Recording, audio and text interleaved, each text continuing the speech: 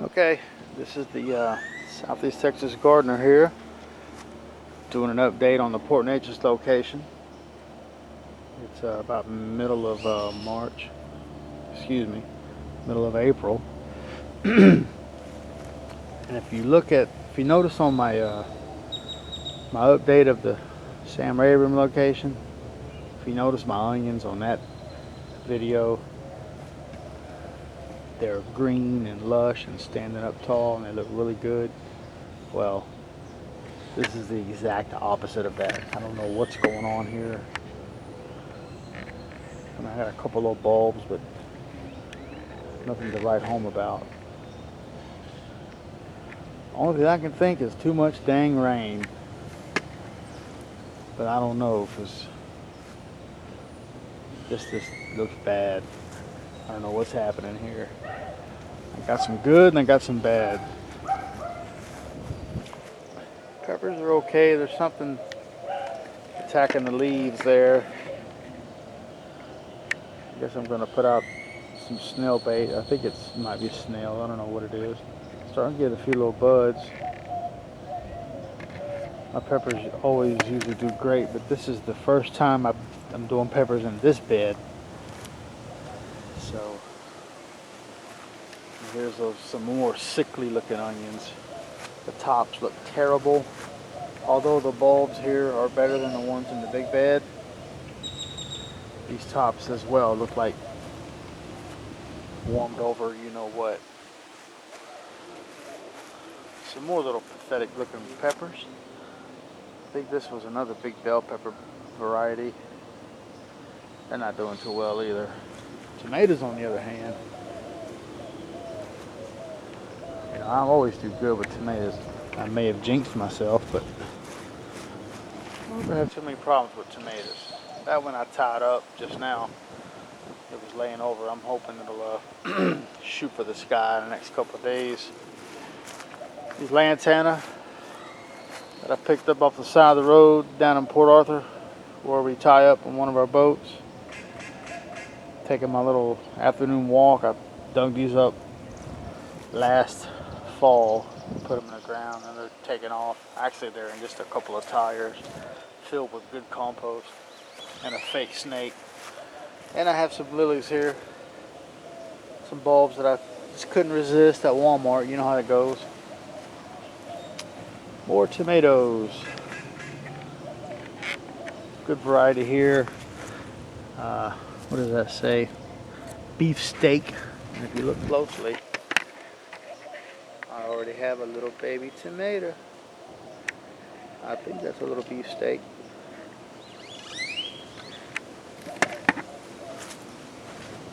Looks like we're about to get some more rain. Tomatoes are doing really well. Those are the this dark green one here in the middle.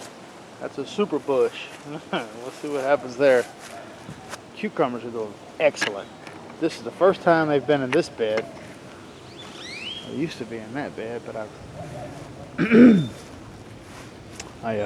what's the word I'm looking for? Rotated my crop this year. Got a little tomato there. These varieties are this variety of cucumbers are straight 8. And I want to say the others are Market More. I'm not exactly sure. Good old Canas, Tropicanas. A couple more tomatoes here. I don't remember. Oh, I see some. Dang, cucumber blooms already. Look at that. Yeah, man, these cucumbers are doing good in this bed. Green beans are starting to climb. See this one here? Goes all the way up, almost to the top of this hoop. Got a couple tomatoes back there. A couple of heirloom varieties that I just could not pass up at HEB. Called Mariana's Peace. I've talked about these before. If you follow my Facebook page, and you've heard me cry and moan about the great virtues of Third Day Farms. Well, these plants come from the guy who owns Third Day Farms. These are strawberries.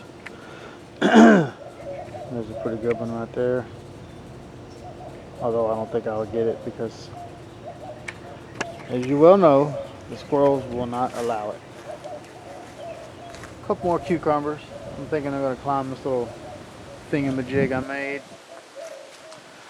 These strawberries, you know, this says everbearing. This like the third year they've been in the ground, and lots of green lush foliage, tiny berries. Like I said, I've only probably eaten maybe one or two due to the squirrels. This pot these are all sunflowers. These suckers will be 6 to 8 foot tall in a few months. I'm hoping I can just put a cage around it and support all of them because they're going to be heavy. And you can see this guy's already falling. Let's see, another heirloom. What's this called? Striped German. Another Mariana's piece. Those old potatoes that were sprouting in our galley, here they are. They're doing great. I'm gonna let these die back and hopefully I dig up a pile of potatoes, even though I don't eat potatoes. Watermelon and cantaloupe, they look a little chartreuse color. They don't have much green on them. Last year this bed was exploding with cantaloupe and watermelon.